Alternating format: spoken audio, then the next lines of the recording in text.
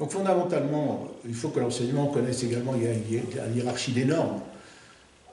Au départ, nous sommes dans un contrat, dans un établissement, c'est-à-dire il y a un règlement intérieur. La loi fondamentale de l'établissement, c'est le règlement intérieur. Et en tant que tel, ce règlement intérieur doit prévoir effectivement les sanctions, doit prévoir effectivement les modalités dont ces sanctions sont appliquées par les conseils de discipline. Et ce règlement intérieur ne doit pas simplement figurer de manière comme ça un peu anecdotique dans le livret scolaire, mais doit être affiché dans chaque classe. Et l'enseignant, à chaque fois qu'il y a une problématique, il s'y réfère explicitement par rapport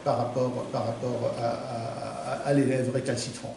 Il faut qu'il sache qu'après, comment fonctionnent les normes, c'est-à-dire qui s'appliquent spécifiquement à lui, la différence entre un arrêté, la loi, la Constitution, de manière à ce qu'il puisse l'apprendre à l'élève, c'est-à-dire qu'il faut apprendre un minimum de droit, pas seulement aux enseignants, mais aux élèves. C'est comme ça que dans un état de droit, qui est la France, on forme des citoyens, c'est-à-dire le citoyen doit connaître évidemment ses droits. Aujourd'hui, tout le monde dit j'ai droit à, oui, mais aussi quelles sont fondamentalement ses obligations pour pouvoir vivre dans le corps social de manière sereine et cohérente.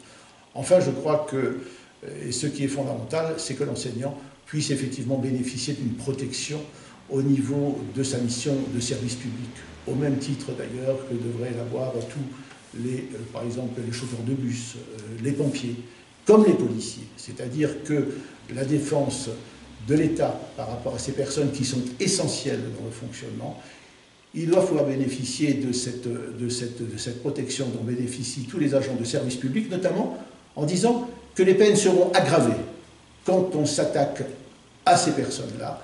Et c'est comme ça qu'on restaurera effectivement, je crois, l'autorité dans les classes, mais aussi peut-être dans l'ensemble du corps social.